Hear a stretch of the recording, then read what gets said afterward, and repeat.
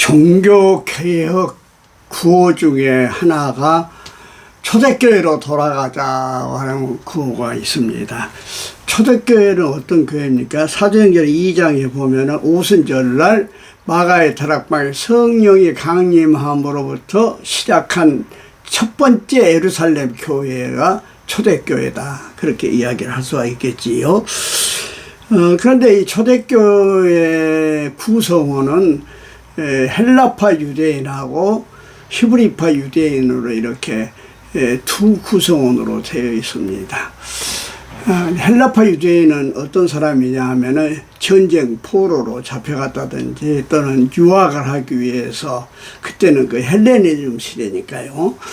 그런가 하면은 또는 장사를 하기 위하여서 그저 헬라 지역에 이렇게서 지내다가 이제 본국으로 돌아와서 교회에 다니는 사람, 이게 헬라파 유대인들이죠. 그런가 하면 히브리파 유대인들은 기득권을 가지고 그 본토에서 지금까지 쭉 살아왔던 사람들입니다. 사도들도 히브리파 유대인 중에 들어간다고 볼 수가 있겠지요. 그래서 이 초대교회 구성원 중에서 히브리파 유대인들이 절대적인 기득권의 권한을 가지고 있다고 말을 할 수가 있겠습니다. 근데 사람이 모인 곳에는 언제든지 문제가 있기 마련 아니겠습니까? 초대교회도 역시 문제가 있어요. 갈등이 있었습니다. 그게 뭐냐 하면은 구제 문제 때문에 그랬던 거예요.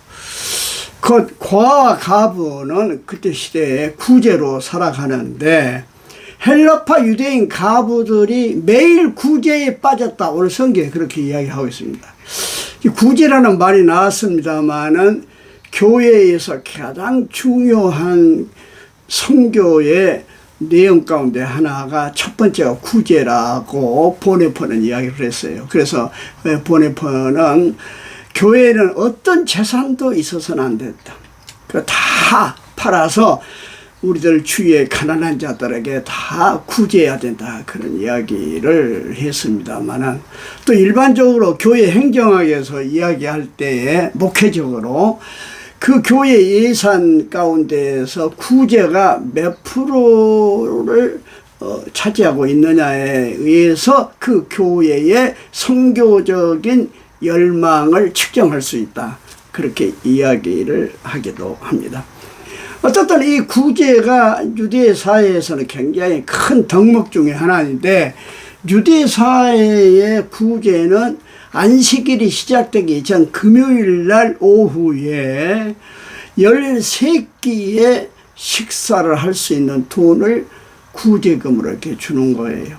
그리고 나그네는 큰 그릇에다가 음식을 가득 채워서 주었어요.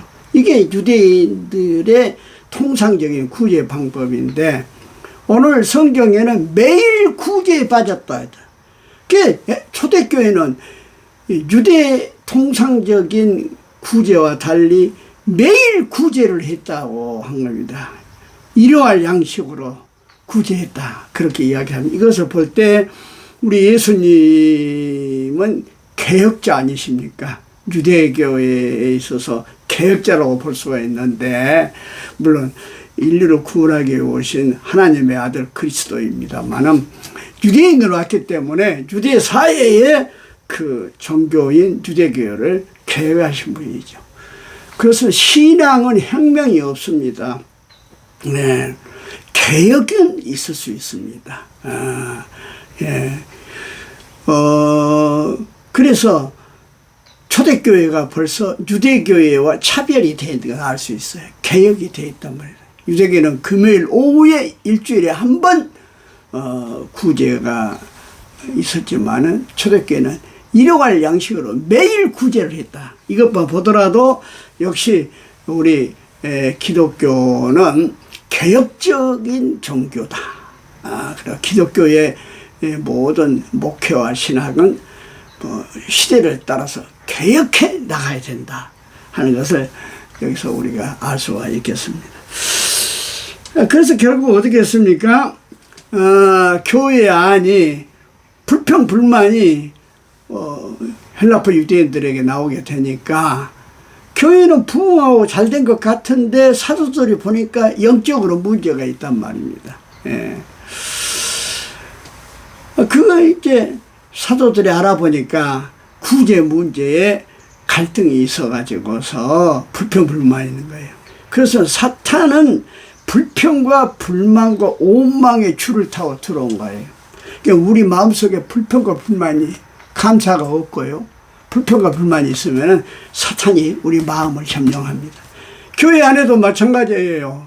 교회가 성령 충만하고 감사와 은혜가 있어야 되지. 교인들이 교회에 대해서 불평과 불만을 가진다 하면은 그 교회는 마귀가 그 교회를 침범해 들어올 수가 있다는 것을 우리가 알아야 됩니다. 그렇기 때문에 바울사도 데살로니가에서 뭐라 했어요?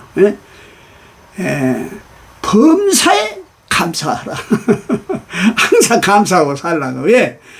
그렇잖아요. 사탄이 우리에게 틈을 타기 때문에 그렇다는 이야기 아니겠습니까? 그래서 결과적으로 사도들이 내놓은 대안이 있습니다. 그게 뭐냐 하면은 우리는 기도하는 일과 말씀 사역에 힘쓰리니 그 말이에요. 응? 우리는 기도하는 일과 말씀 사역에 그게 전무하겠다. 그게 힘쓰리니 교회에서 그 말이에요. 구제하고 교회에서 여러 가지로 선한 일을 하고 여러 가지 교회에서 좋은 일을 하는, 그리고 교회를 관리하고 교회를 이렇게 살림해 나갈 수 있는 그런 사역자, 그런 직분자를 뽑아라. 이게 이제 말하자면 첫 번째 직분자를 이제 우리 교회에서 나오는 이야기지요. 그래서 12사도들이 모든 그 교인들을 불러놓고 우리가 하나님의 말씀을 제쳐놓고 접대를 일삼는 것이 구제하고 이런 일을 일삼는 것이 마땅하지 아니하니? 예? 아니하다. 우리는 오로지 기도하는 일과 말씀 사역에 힘쓰겠으니 너희들 가운데서 성령과 지혜가 충만하며 칭찬받는 사람 7사람을 택해라. 그러면 그 직분자에게 우리가 지금까지 교회에서 구제하고 교회를 관리하고 했더니 모든 일을 그들에게 맡기겠다. 네, 우리는 기도하는 일과 말씀 사역에 힘쓰겠다. 그렇게 이제 대안을 제안한 거죠. 그렇기 때문에 교회의 직분자는 한마디로 이야기하면은 교회를 위해서 그렇게 직분자를 뽑는다는 것을 알 수가 있겠습니다. 자, 7사람 뽑으라는데 7이라는 숫자는 상징적인 숫자로 저는 생각합니다. 왜냐하면 이스라엘의 그 숫자 개념에 3은 하늘의 수, 4는 땅의 수거든요. 그래서 이 수가 더해진 것이 안전 숫자 7이고 이걸 곱하면은 12는 만수다. 그렇게 이야기하죠. 그래서 이스라엘은 12지파, 예수님의 12제자. 다 그 의미가 있다고 볼 수가 있지 않겠습니까? 그래서 결국은 7사람을 뽑은데 그 자격 기준이 인물 좋고 학벌 좋고 재산 좋고 무슨 나이가 젊고 남자고 여자고 이런 것이 아니에요. 그게 세상적인 조건입니다. 전부 다. 교회에서의 직분자는 뭐냐? 첫째, 성령 충만. 둘째, 지혜 충만. 셋째, 칭찬받는 사람이라 그렇게 이야기한 거예요. 왜 성령 충만하냐? 아까 이야기했죠. 사도행전 2장이 교회 시작할 때 성령이 임해서 교회가 시작 때문에 교회는 성령의 피조물이. 그 때문에 교회의 가장 중요한 것은 성령 충만한 것이에요. 이게 교회의 정체성이에요, 여러분. 누가 뭐니 해도 교회는 성령 충만해야 됩니다. 성령으로 시작한 것이 바로 교회 아니겠습니까? 그리고 성령의 역사가 일어난 곳이 바로 교회입니다. 예. 그래서 교회 목회자는 물론이요, 교회 직분자는 성령 충만해야 돼. 첫째로. 두 번째로 지혜가 충만해야 돼. 왜냐? 여러분, 교회로 다양한 사람들이 모여온 곳입니다. 어떤 사람이 그런 이야기 했어요. 제가 학교 다닐 때 교회도 시험 봐서 뭐 합격한 사람만 교인이 된다면 교회는 별 문제가 없을 것이다. 그런 우스갯소리를 한 걸 들어본 적이 있습니다만, 교회는 어린애부터 어린애까지 남녀노소 또 뭐 각양각색의 환경과 처지와 그런 입장, 또 학력도 다 다르고 말이죠. 그래서 동질적인 것보다 이질적인 것이 더 많은 구성원이 바로 교인이다. 그렇게 볼 수가 있는 거예요. 근데 중요한 것은 뭐냐 하면은 다르다고 해서 틀린 건 아니거든요. 그렇기 때문에 교회에서 때때로 문제가 일어날 수 있는 거예요. 서로 자기 주장은 옳다고 이야기한 것은 그래서 그런 거예요. 다르다서 틀린 것이 아니기 때문에.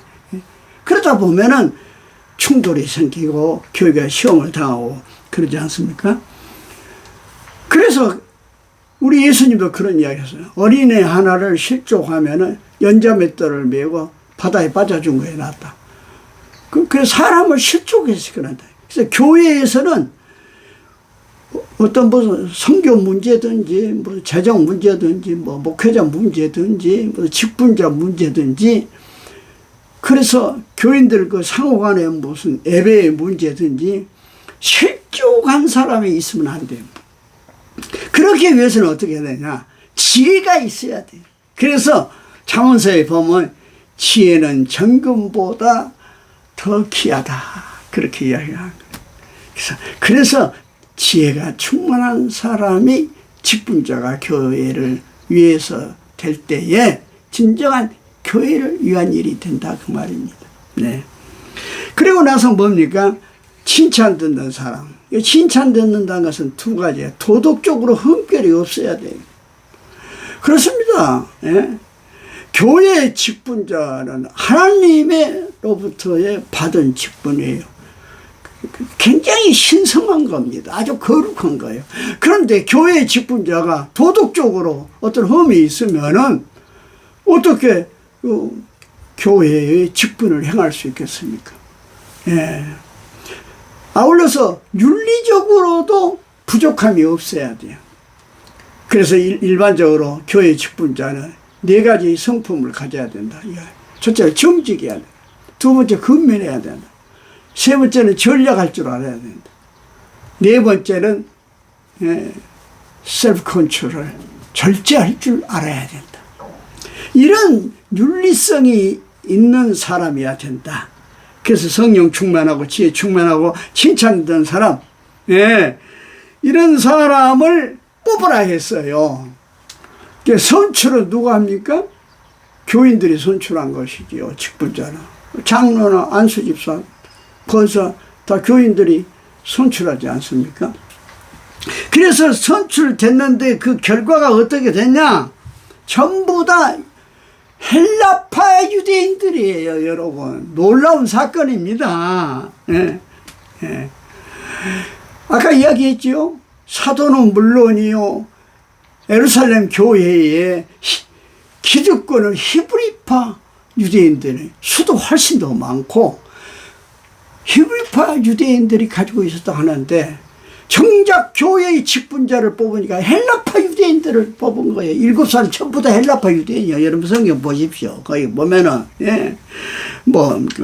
스데반, 빌립, 프로고라, 니가노르, 디몬, 바메나와 또 니골라, 이거 전부 다 헬라파 유대인들, 헬라 이름 아니겠습니까? 그렇습니다. 우리 예수님께서 뭐라고 했어요? 너희가 성령이 너에게 임하면 권능을 받고 사마리아 땅 끝까지 이르러 내 증인이 될 것이라. 그렇습니다. 교회의 궁극적인 사명은 땅끝까지 복음을 전하는 일이에요. 그게 예수님의 지상 명령 아니겠습니까? 마태복음 28장에 보면은 예수님의 최후의 지상 명령이 복음 전파예요. 그래서 복음 전파, 예수님의 최후의 지상 명령을 우리가 주님의 뜻을 따른다 할 때에 그 말이에요. 그때 당시가 아까 이야기했죠. 헬레니즘 시대다. 언어도 헬라어가 세계 공통어예요. 그때 중동에서 말입니다. 모든 문화가 다 헬라적인 문화란 말이에요. 그래서 그렇기 때문에 복음을 전파하려면은 말이 통해야 되고 문화가 이해가 돼야 된다고 말이에요. 그거 할 사람이 누굽니까? 히브리파 유대인이 아니라고 말입니다. 예. 이스라엘 땅에서만 나와서 지금까지 자라 우물한 개구리 식인 히브리파 유대인이 아니라 세계를 아는, 그때 시대 헬라 세계를 아는, 헬레니즘을 아는 헬라파 유대인이어야 된다고. 그들은 주님의 말씀에 복종해서 헬파 유대인들을 뽑은 거예요. 그렇습니다. 교회는 이런 민족주의를 벗어나야 됩니다. 그래서 우리 기독론, 그리스도론은 우주론적인 기독론이에요. 예? 코스모로지컬 크리스토로로지, 우주론적인 기독론인 것입니다. 그래서 예수는 이 세상 어디든지 안 통한 데가 있어서는 안 돼. 다 통하는 거예요, 여러분. 그걸 알아야 됩니다. 네. 그래서 이제 그 7사람을 선출은 누구 한다고 해서, 선출은 교회에서 하지만은 안수했다고 했어요. 그들을 세워서 사도들 앞에 선출해서 세우니 사도들이 기도하고 그들에게 안수는 사도들을 했다. 그렇기 때문에 요즘 교회에서 장로 임직가 한다, 이제 안수집사, 권사 임직할 때 목사님들이 안수를 하는 거예요. 그게 뭐냐면 사도권을 계승한 것이 목사님들이기 때문에 그렇게 된 거예요. 그래서 결국은 선출은, 교회 직분을 선출은 교인들이 하지만 그 직분을 안수한다. 오디네이션. 그래서 하나님의 임재하심이 그와 함께 한다, 그 말이에요. 그것은 누가 하느냐? 사도들이 했다. 오늘날로는 목사님들, 사도의 전통성을 위한 목사님들이 하신다, 그 말입니다. 그 결과가 어떻게 되냐? 교회가 평안해졌다. 그러므로 교회의 직분자를 세운 것은 딴 게 아니에요. 교회 문제를 해결하는 사람들이어야 된다, 그 말입니다. 그런데 안타까운 것은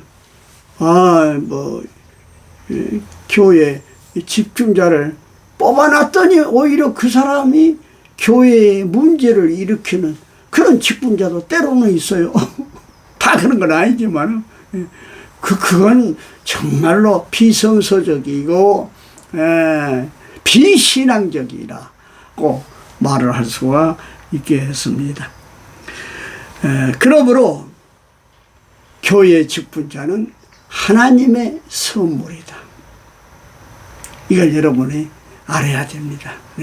그래서 여러분의 교회의 어떤 장로님 또는 권사님, 안수 집사님들, 기도 집사님들, 이런 직분자들은 그 교회를 위해서 하나님께 주신 선물이에요.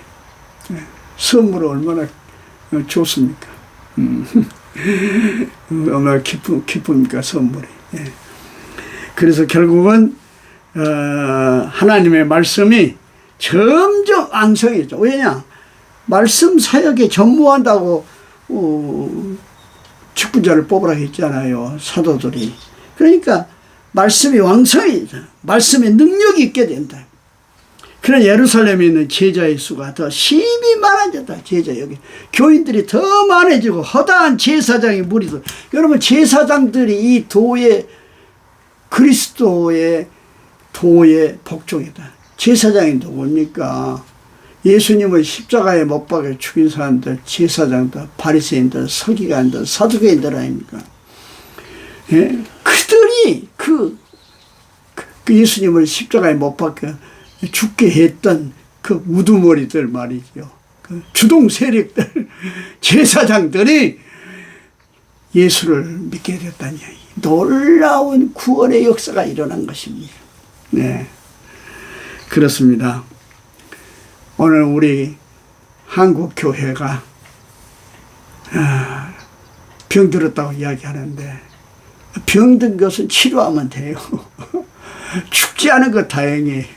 한국교회가 죽었다 그러면 그건 문제가 크죠. 한국교회가 병들었다 한 것은 그 병 치료하면 되는 거 아니겠습니까? 한국교회 병이 들었다는 것을 치료받고 우리 교회가 직분자들로 말미암아 문제가 해결되고 평안해짐으로 말미암아 그 말이에요.